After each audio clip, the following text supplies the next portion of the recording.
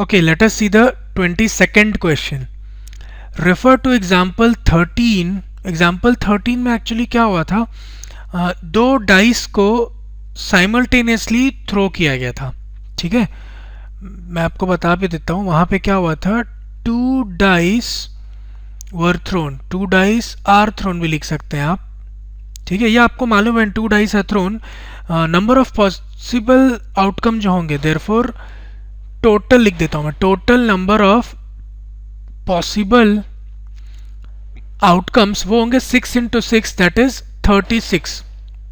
जब आप दो डाइस को साइमल्टेनियसली थ्रो करेंगे तो total number of possible outcomes जो होंगे वो 36 होंगे. ठीक है, अब complete the following table. First section में आपको ये बोल रहे हैं कि जो टेबल दिख रहा है इसको कंप्लीट करना. आप देख सकते हैं कुछ चीज़ें तो कंप्लीट है, ये कंप्लीट है टेबल, ये कंप्लीट है, ये कंप्लीट है. जो ब्लैंक आपको दिख रहा है यहाँ पे एम्प्टी स्पेसेस, इनको आपको फिलअप करते जाना है. ठीक है, चलिए एक एक करके करते हैं.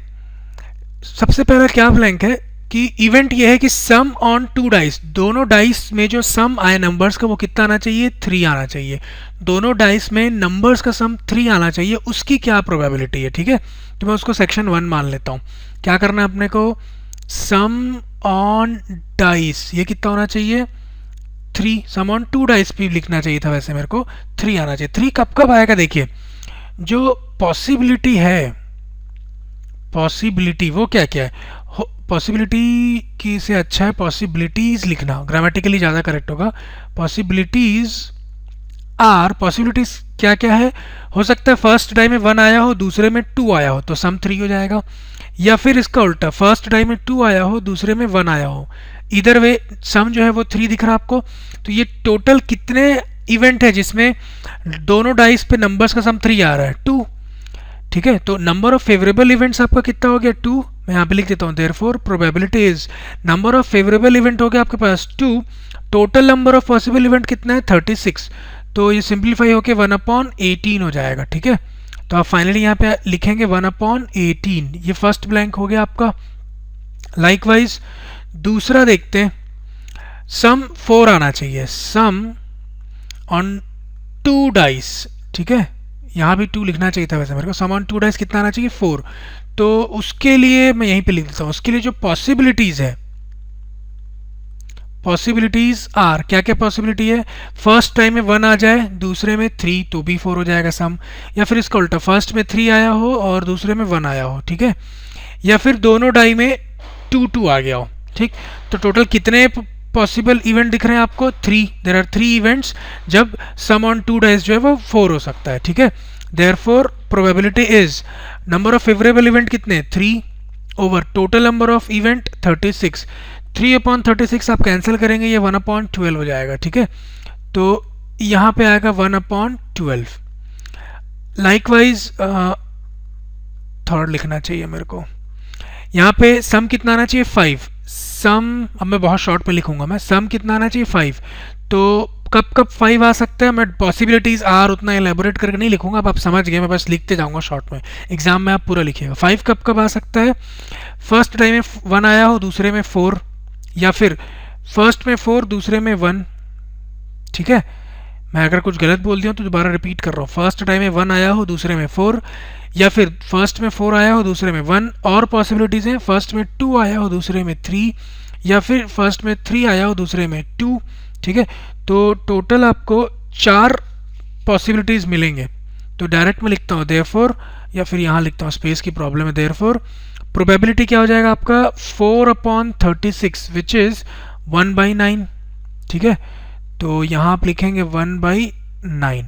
ऐसे ही दोनों डाई में सम 6 आए, मैं यहाँ पे करता हूँ, चलिए फोर्थ सेक्शन यहाँ पे करता हूँ मैं. सम क्या आना चाहिए, 6. सम 6 कब आएगा, इवेंट क्या क्या हो सकते हैं, 1 5, अब मतलब समझ रहे, फर्स्ट में 1 दूसरे में 5, वैसे ही 5 1 इसका उल्टा, या फिर 2 4, या फिर 4 2. ठीक है, या फिर 3 3.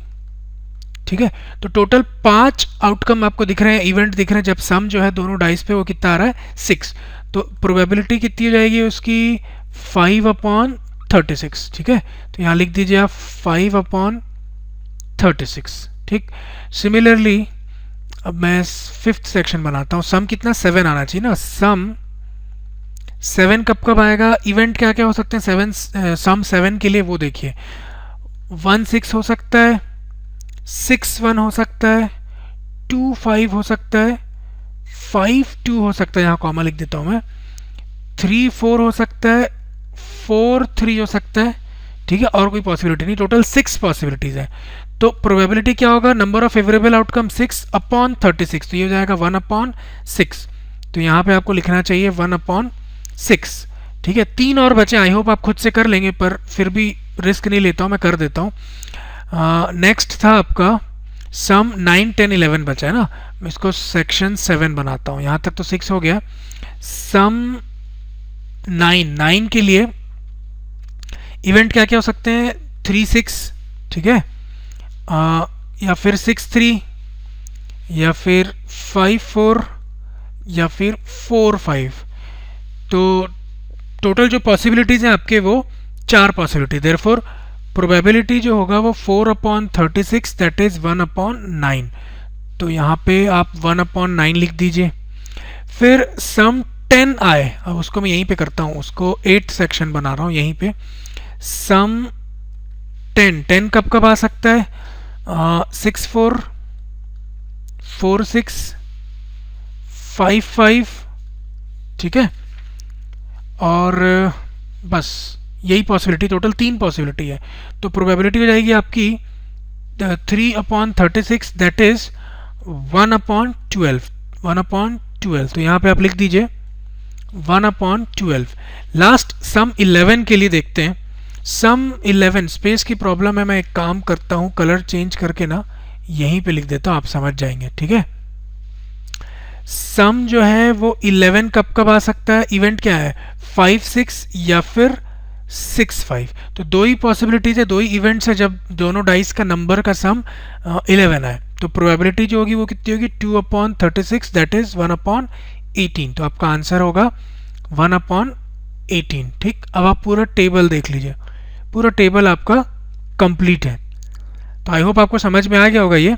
इस क्वेश्चन का दूसरा सेक्शन बचा है, उसको मैं अलग से लेता हूँ, ठीक है, या फिर एक काम करते यहीं पे भी समझा सकता हूँ मैं उसको, चलिए देख लेते हैं। सेकंड सेक्शन क्या है, a student argues that there are 11 possible outcomes. Yes, जब आप दो डाई को साइमल्टेनियसली फेंकेंगे ना तो 11 डिफरेंट पॉसिबल आउटकम्स होते हैं।